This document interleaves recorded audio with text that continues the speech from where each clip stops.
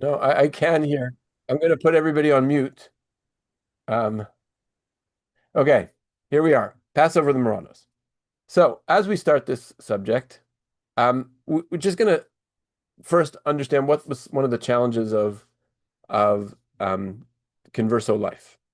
So, first of all, it's disconnected from rabbinic Judaism. That you'll see that rituals of separation were a sentence of death. So mezuzah, brit milah, etc. You couldn't do those things. That was a quick way to end your life, or to at least um, be interrogated by the Inquisition.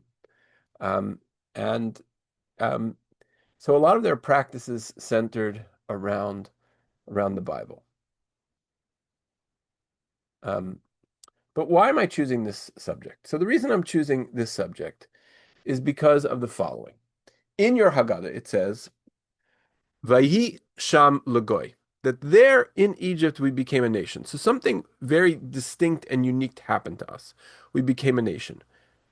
Milamed Shahayu Yisrael Mitsuyanim Sham. It teaches us that the Jewish people, Mitsuyanim means they were identifiable there.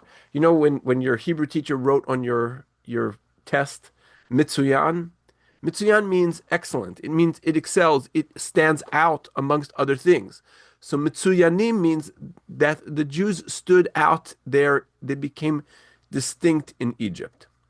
And it's we there's a very, at least I want to say famous, but it's the kind of thing that is often taught in early education, in early Jewish education, that, and this comes from a rabbinic text called the Psikta Zutra, but it's one of those which gets repeated often in subsequent rabbinic literature.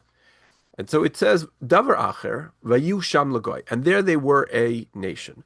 Melamed Hayu Yisrael Mitsuyanim Sham. It teaches that the Jewish people were distinguishable there in Egypt. Shahaya Mabusham, Uma'achalam, Ulshonam Mishunim Min HaMitzrim. That there were things which were just different from the way in which the Egyptians behaved. They had a different clothing, they had different food, and they had a different language. So all of these things were things which were different, and that kept them separate. You know, and so like if you want a little verisimilitude of this, this is like the Satmar Hasidim, right? Or the New Square Hasidim. They speak Yiddish, so they don't speak English.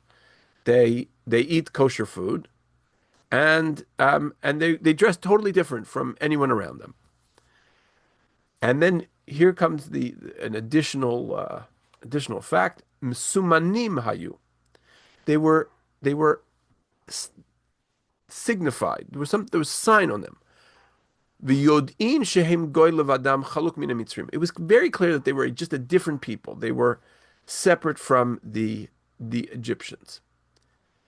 Now, this happens to be very, very reminiscent of what the actions of the very first Pesach were. The very first Pesach was a series of action. I've listed four of them here that are things that made the Jews distinguished from the original Egyptians, but many of these things carry on to the way in which we are today. So what are those some of those things? So one is the first part of the narrative. I listed this first because that's the way that the Torah narrative lists it. Is HaChodesh Hazeh Lachem Rosh Chodashim. This month is the first of all months.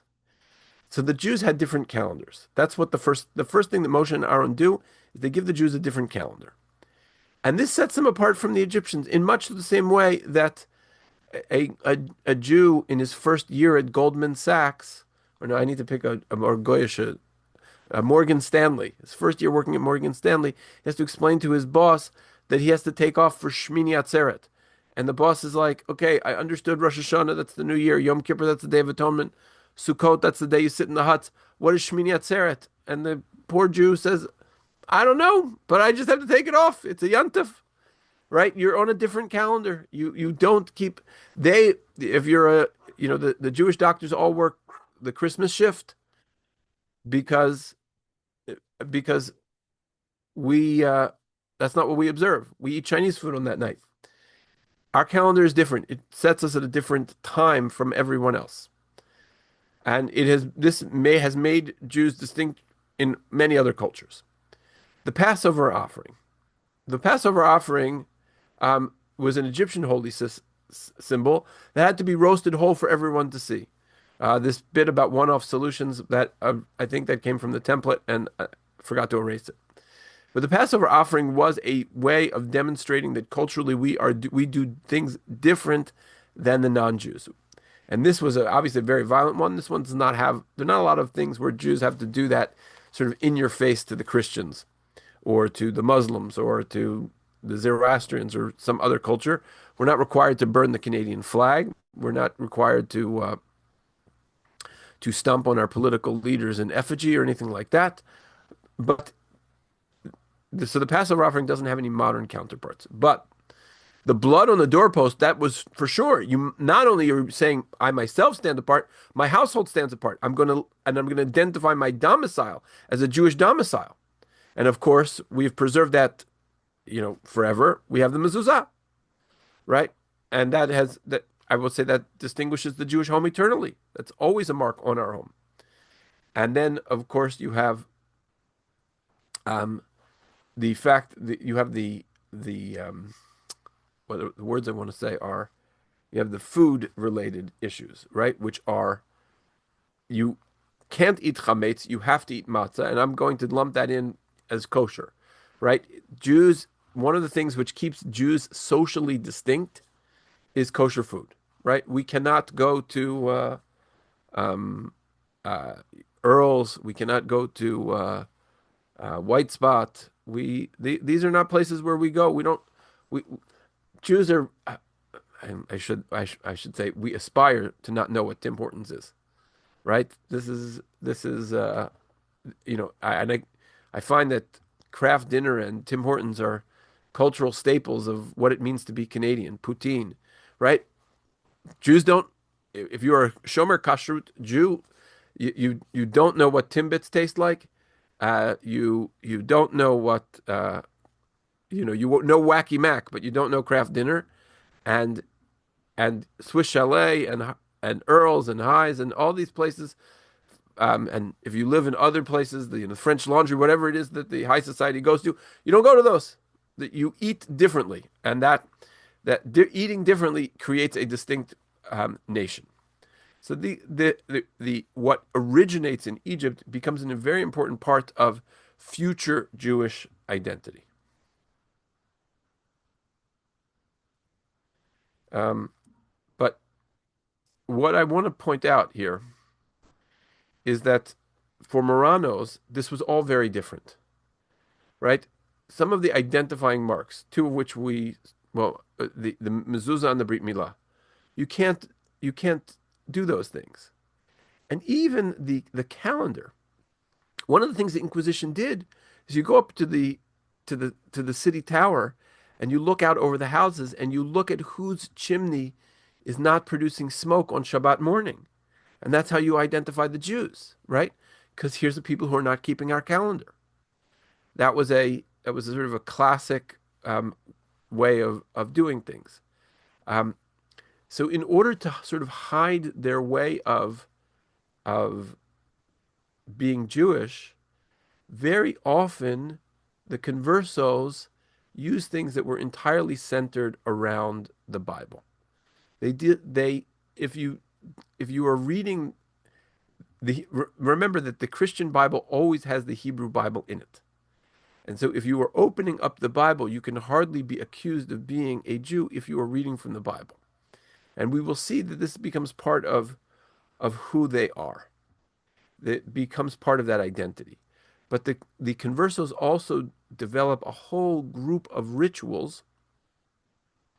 We know, for example, that Dona Gracia Mendes Nasi, who was a very famous converso, who ultimately escapes via Antwerp and then through the Alps and ultimately to Venice and then to the Ottoman Empire. But Dona Gracia Mendes Nasi, they had their own minion they had 10 men, in their own private service, their own private church, and all they did there was read the Psalms. And her priest, after she escaped, and they were summoned to a trial in absentia. So her priest was asked, "Well, what did she do during confessional?" And all he said was, "She used to say, 'I love God.'" That's all she confessed to. Because, and I think part of that is conversos, when they would walk into a church, they were instructed to say Shema Yisrael. That was a classic sort of converso sort of thing. So again, Hero Israel, the Lord your God, the Lord is one. It's part of the Christian Bible. You can't get in so much trouble for that. But the kinds of things which made people distinct, those were things that the conversos did not do, certainly not in public. And so, um, coming back to the calendar issues, so did they have distinct calendars? Well, here's a little survey of the way in which different conversos kept different calendars.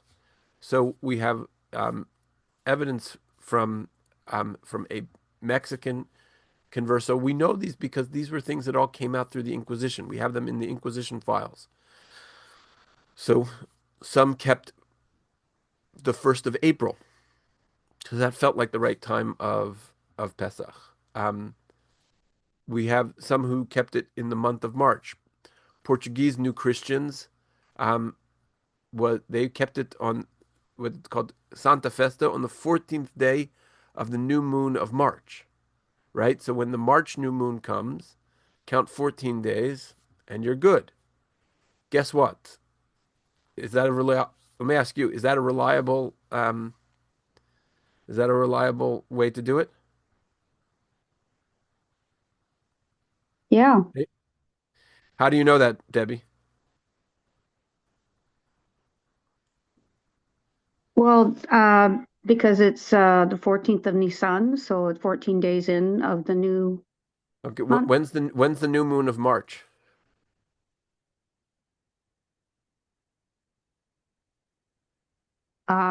Third week in March. Is The that what you March mean? new moon, It's the um, first of March. the March new moon is one, two, three, four. It's 4 or 5 days away. Okay, so Rosh Chodesh is Thursday. Yeah, so third So week. Rosh Chodesh is So, Thursday. So this is why. So we're maybe, you know, according to my Apple Watch. Oh no, yeah, my according to my Apple Watch, we're exactly on sync for that. Okay, so this year works out perfectly because the new moon of March is going to be um on the 19th, and 14 days later we're going to have Pesach. So that's a very accurate way to do it. And there was another one. They used Holy Thursday, and then the following Thursday, one week after Holy Thursday on the Easter calendar, that's when they would keep Passover. But it, the what's happening here is they're keeping a an internal Jewish calendar. They're they're somehow preserving the Jewish calendar without being connected to a Jewish community. Now, when we talk about the conversos, we see that there's stages in which they kept Pesach. So the what happened was that the Catholic Church went from the problem of having infidels outside the church to having heretics inside the church. So in 1391, Vincent Ferrer and some other priests really whipped up anti-Jewish sentiment, and there were riots that spread throughout Spain. And the only way Jews could save themselves from these riots was to become Christians. Now, once you became a Christian, you were under the rule of the church. But at first, the church didn't know what to do with this because you had this very interesting scenario because you had half a family would convert and the other half of the family would be still Jewish. And so, you got invited to the bar mitzvah. Of course, you got invited to the Seder. And so the first half of things from 1391, probably until something around like 1480s or so, because that's when the Inquisition comes in. 1492 is, of course, when they're expelled. But 1391 to until the Inquisition, Jews kept Pesach by being invited to the home of another Jew. So we have evidence in the home of Yehuda Rabbinica, eating with him the first celery and the bitter herbs that they ate on the first evening of that festival and the unleavened bread, along with everyone else who was at the Jew's house and recited prayers with him. So, come my Christian brothers, have Seder with us. I guess they boiled the wine, but, um, they had the wine was mavushal, it was boiled, so they didn't have any problem, but there was your Seder. From 1492, of course, has to happen in in secret. Actually, these are a little out of order. After the Inquisition in 1478, it also has to be secret. But of course, in 1492, there's not a Jew left, right? In the Iberian Peninsula, or at least not in the Spanish part of it. One of the things that you see is that in some of these places there are secret homes, secret synagogues.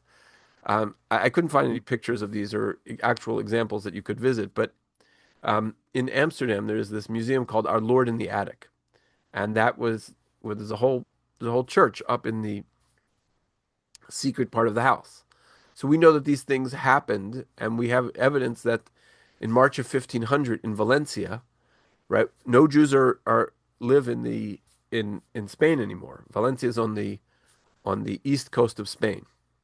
A clandestine synagogue was discovered in the home of the merchant Miguel Vives, and a group was found there observing a Seder, right? So, guess somebody ratted them out. Somehow it was discovered, but for our purposes, we discovered that there were secret Sedarim, right? As opposed to our ancestors in Egypt who were doing this out in front of everyone and demonstrating their Jewishness. Here, you are you are keeping a separate and secret identity of your Jewishness. You are exactly the opposite of mitsuyanim sham, to be identified. Now, one of the things which I think is fascinating about this story is the converso community. It was not until somewhere around 1580, 1600 that Jews started to arrive in Amsterdam. And the Jews that arrive in Amsterdam are Portuguese Jews.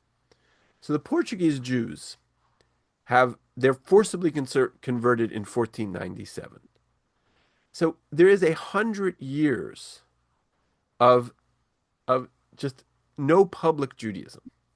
And so the things that these Jews do, you're going to see some of the rituals. They're very clearly detached from the way in which we Jews practice. But they are sort of yearning to come back to proper Judaism, even though they don't know what it is.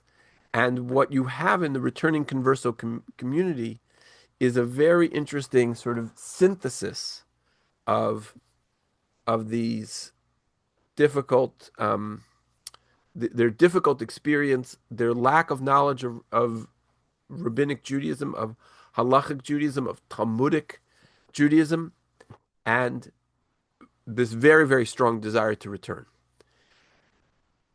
One of the things that's sort of interesting is you might think that they would come back and they would be rejecting a little bit of rabbinic Judaism. You might think that they would come back and they'd be doing something entirely different. But actually, they they reasonably quickly realize they have to come into the fold, and they're ultimately going to hire or engage rabbis from Venice, because there is in other parts of the Mediterranean, particularly in Venice and the Ottoman Empire, there are reconstituted communities of Jews.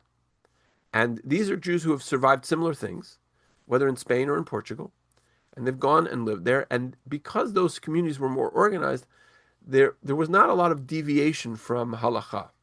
And there was a strong desire. We have a lot of tshuvot, a lot of responsa that show that they wanted to be halachically accepted. But in those scenarios, they're being folded into an existing community largely. Venice had its own Jewish community, and then arrived all of these people, the refugees from the lands of the Inquisition.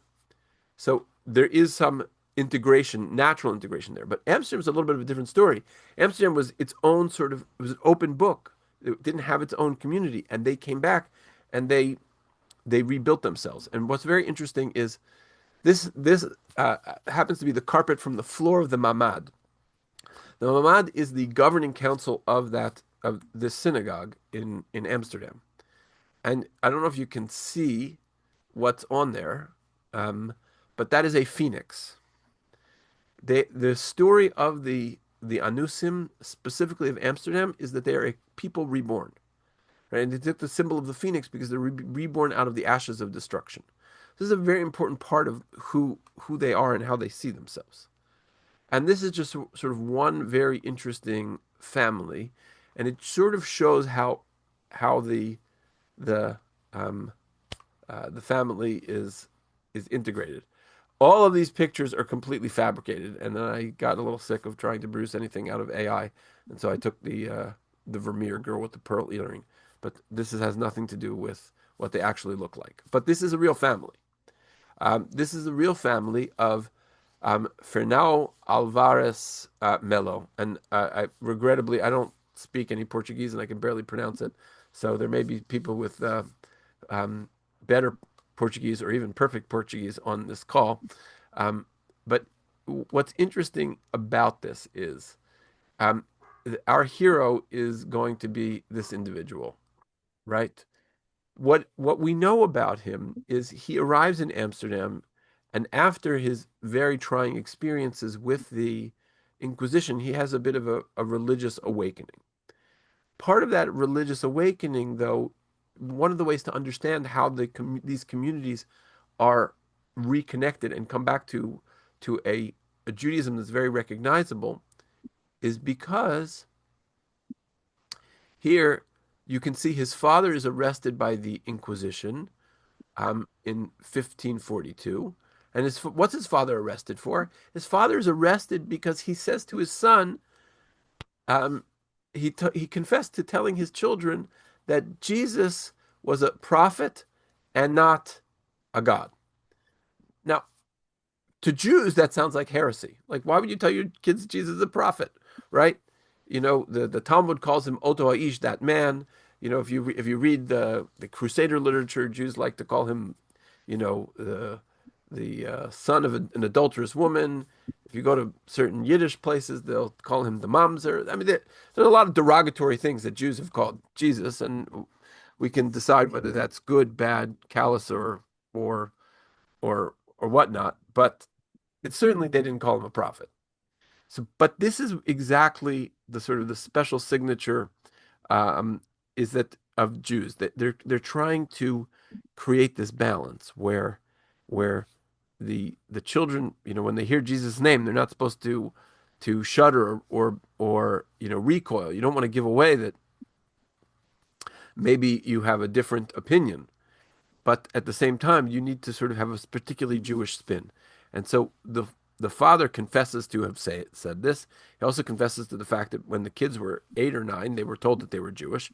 Right from 0 to 8, they're raised like every other kid on the block. But once they get to an age where I guess they can be trusted to keep a secret, then they're told that they are Jewish.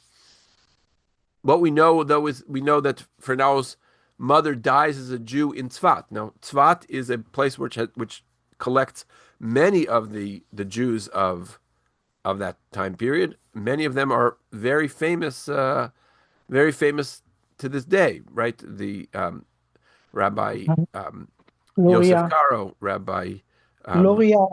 right, Rabbi Isaac Luria, the Arizal. All of these are going to be of the generation of the Spanish diaspora. And so she, it's clear that she makes it there.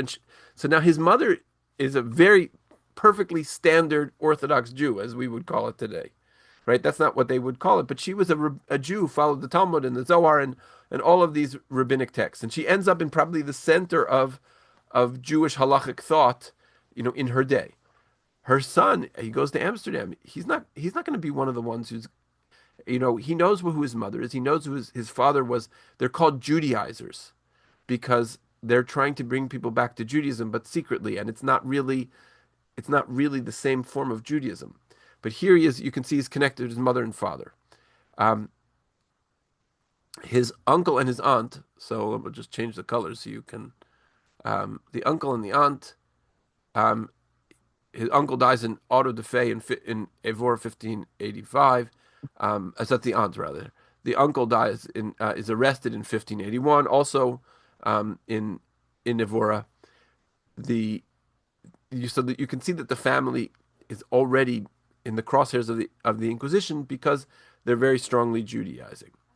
But what do we discover about this individual, um, Fernão Alvarez? We discover that um, he writes. No, this is actually a poem. I couldn't get it format properly. You'll forgive me. You came to search for me, for I was fleeing from you. This is about God. Knowing I owed you a debt I cannot pay. Many times you have called me with overwhelming indulgence, at times by drawing blood from my soul, which now I feel, all because I did not follow that which my ancestors gave me, the everlasting heritage which leads me to knowledge of you. Then you, seeing I was to be lost to you, came to my rescue, and in the Holy Inquisition placed me in obeisance, which is sort of a posture of bowing or supplication. From there, O Lord, I called you, the eyes of my soul having opened, and then I knew the soul. I had thought that all was body. But now I understand that you, God, called out there's such a thing as a soul. And so he writes this book, but this poem, but essentially, and he also does a an, a I guess a translation of the Psalms or a loose paraphrase of the Psalms to inspire Jews to understand their heritage. But you see that there's this very, very strong hunger to return, and it actually gets channeled into being part of a Jewish community which is recognized, which is halachic, and which is going to be understood to be um, it's going to be standard. It's not going to be deviant. It's not going to have the taint of the lack of knowledge of the conversos. On your left, by the way, Columbia University collected a whole bunch of documents from Amsterdam a couple years ago, and this happens to be a different document, but it's of a similar vein. This is a document that was supposed to be a debate between a a reformer, which is a Protestant, a Catholic, and a Turco. A Turco were the Muslims. Excuse me, but it's meant to be one of these things, which shows oh, well, the Jews right, right? So it's these were sort of secret polemics that were written to bring people back to Judaism. Now, into the meat of the matter. How did these conversos actually keep the the Passover itself? So again, these come from documents that we have from the Inquisition records themselves. On the spring of a certain day, um, she doesn't remember which, but last year it was Holy Thursday. She was to observe the fast called the Fast of the Lamb, not eating or drinking the entire day. Now, what do we know this to be?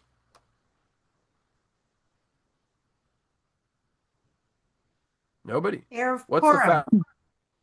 Or Purim. Okay, so Sue, that's interesting. You'd think it was Erev Purim, but the Marranos kept 3 days for the fast of Esther because that's what's written in the Bible, right? Esther says, "V'tzumu alai shloshet yamim laila vayom." Mhm. Fast for me 3 days, night and day. So the Marranos, they read the Bible. They don't know from the Talmud. But this is the fast of the firstborn, right? Now you're like, wait a minute, she's a girl. Why is she fasting the fast of the firstborn?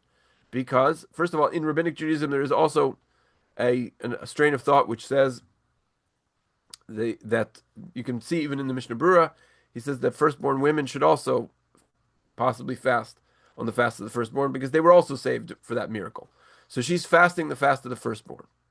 And after this fast, she was to celebrate the Passover that lasted for 7 days. So far, so good.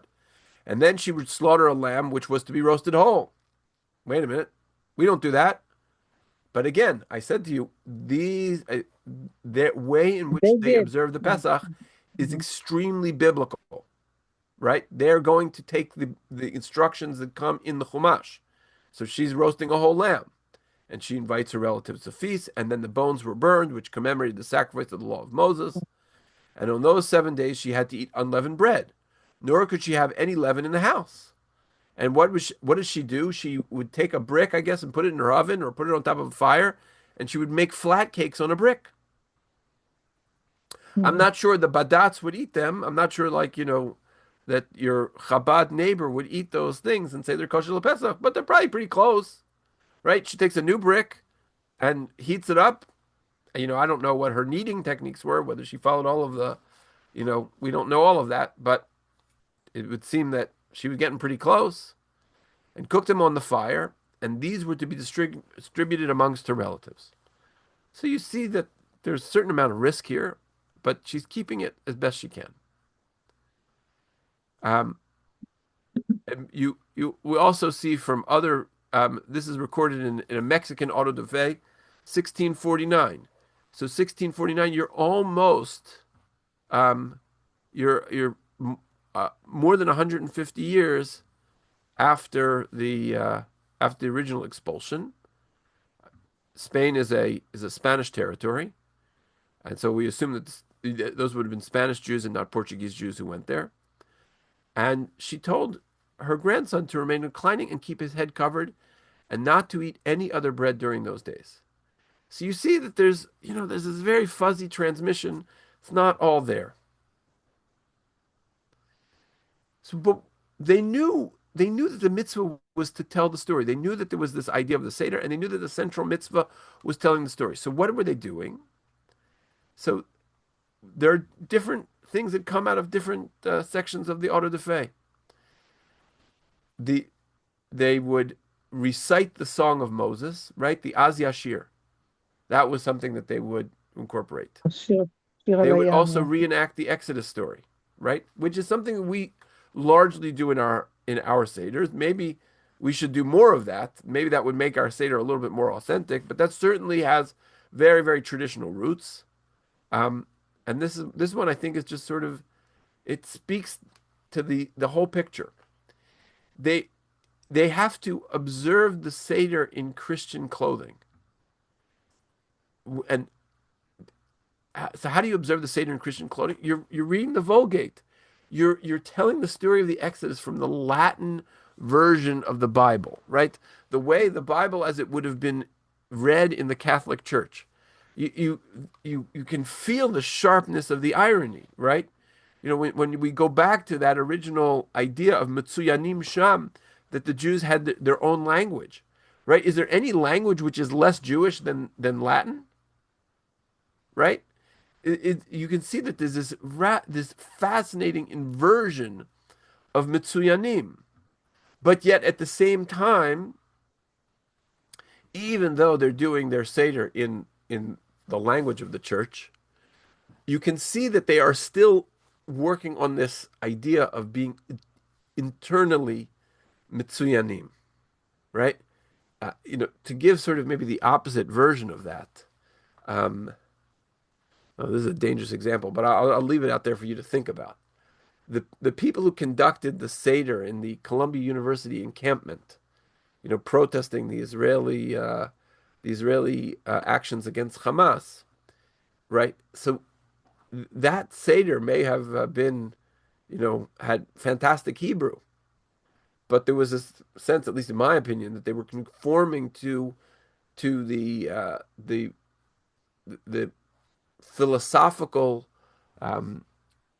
preachings of Western liberal universities, and most particularly the Middle Eastern Languages and Cultures Department of Columbia University, as designed by Edward Said, and things of that nature.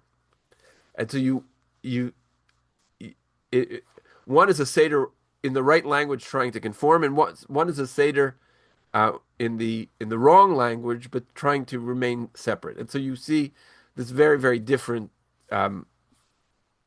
experience of Seder. Mm.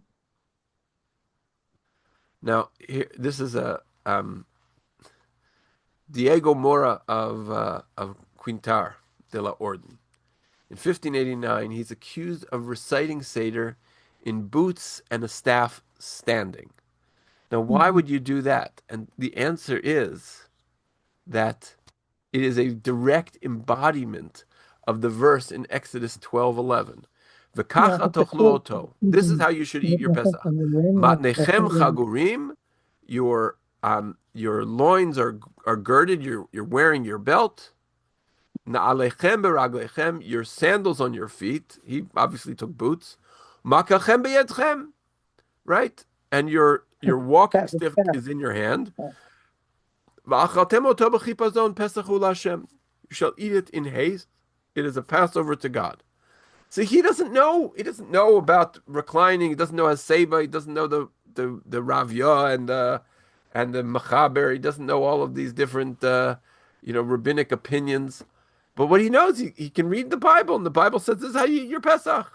This is how you do it, right? How many people here said, you know what, I want to embody that? But there is a spirit of this is how my ancestors went out of Egypt. This is how I'm going to go out of Egypt. There's something there which is really it has a tremendous authenticity to it, and I feel like the desire to be to be Jewish, connected to be wedded to the story, is just dripping off of these individuals, especially given the challenges that they have in front of them. And this is why I find them there's to be in such an inspiring sort of story of the Seder, is because they may not have the the they may not have been able to get the full picture from their grandmother, but they're trying to rescue the vestiges of what it meant to be Jewish from a Jewish text that has been put into the hands of Christians that are now interpreting in a very Christological format, but they're refusing to accept that Christological format, and they're trying to hold on to it and embrace it in a distinctly Jewish format. And then, the real this shows real um, the real brave people. Some accounts in the Mhm. Mexican Inquisition spoke of Jews painting blood on their doorposts. Mhm. Um, Yeah. so that's I don't know whether there were a lot of red doorposts in Mexico. Maybe there are or were back then, but that's a very Yeah. powerful idea. Again, same thing, right? Yeah. Mhm. They're trying to embody the the experience of their ancestors. Okay, so Annie, yeah, you had your hand Yes, a raised. couple of comments. First of all, I think incredible what they have done in order to survive under probably the most likely punishment of death. And the fact that they're using the Bible as the source, I think for me, I find it extraordinary. It doesn't matter they don't have the details of the Talmud and the Rabbanim and all this. It's irrelevant. Look what they're doing. They're clinging to Judaism by their nails. I think it's remarkable. Yeah. Absolutely. Okay. And my second comment is the word Marrano is derogatory word meaning swine, and so therefore we prefer to be called conversos or anusim. So we don't need to be labeled as swine or pigs. So Thank you. I've seen two opinions on this, right? So some But say call them anusim, some people call them conversos, conversos, and some people conversos. say that the term Marrano was adopted as a term of pride. So there are all Well, these different. the I meaning hear of it. I hear it. I'm not going to yeah, disagree. I just want to articulate the other side. Some yeah, people saw yeah, saw it as a way yeah. of I cannot imagine Jewish people would be delighted to be called swine. it's not that they would be delighted to called swine, but sometimes you embrace that which your enemy is. You're saying you call me whatever you want. I'm going to see it as a badge of pride. Sometimes that gets Mhm. turned around. There are examples of that. So Yeah.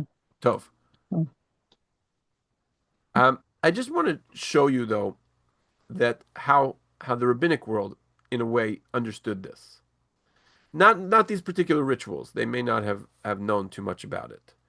But this is Rabbi Shimon Daran of Algiers, and he's towards the earlier portion of this. But he says, "Cheskat kol anusim ein nosin goyot." The these when these families come, and this particular position is preserved for many hundreds of years.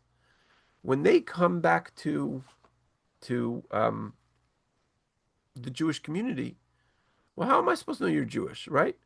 Maybe your mother, maybe your father was Jewish, but maybe your mother was some kind of a, you know, Catholic woman. How do I know that you're Jewish? There was a chazaka, there was a prevailing understanding that they would not marry non-Jewish women. As an example, Dona Gracias Mendes Nasi married her uncle, and her sister married the same uncle, also an uncle. They were two brothers. Two sisters married two brothers. Nieces married their uncles, and that was how these families preserved their Judaism. ודבר זה מפורסם לנו שהם מתנהגים בכך דור אחר דור, מזמן הגזירה עד היום. So this we know that this is happening year after year and generation after generation. Um, um, just another sort of interesting aspect of how these Jews were just ever hopeful of revival. So I found an article by this professor Jonathan Schorsch, who he was a visiting professor in Dartmouth, and he's a professor of Potsdam at Potsdam University, and he goes on a trip to Mallorca with his family. He writes this essay, which is what's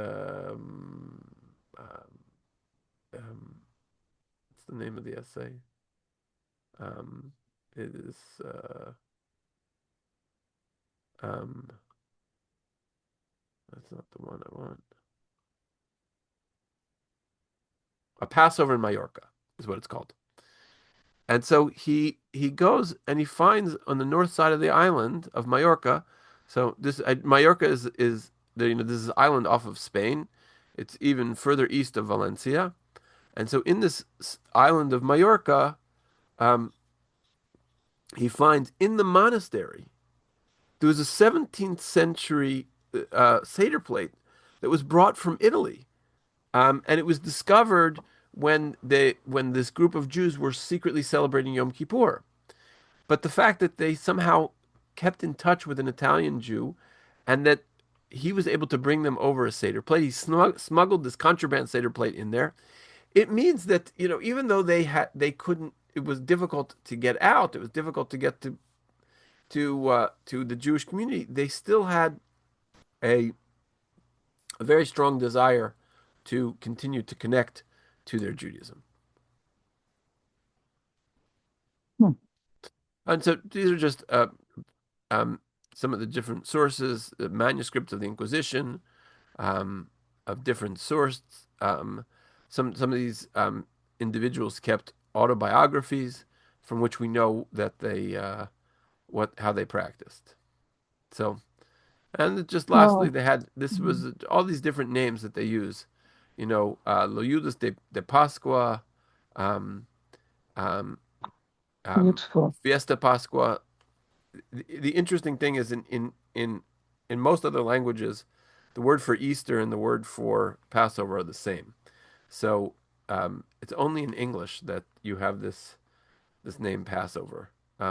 Almost all the other Romance languages use Passover for Easter. Um, Actually, just this is just reminding me of something. There are certain records of songs that got passed down. Certain Passover songs got passed down, and that was another sort of piece.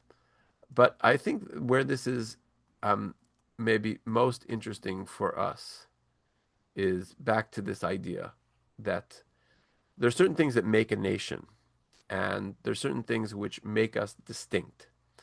And this story is a story of how that distinction sometimes has to take on secret forms, and that depending on how the persecution manifests, the the idea of Mitsuyanim, it's not always going to be the same as it was in Egypt, but there are certain things that allow for distinction. And the remarkable thing about the Marrano community or the Converso community is that they manage to survive and reconstruct themselves over hundreds of years. And so this is a story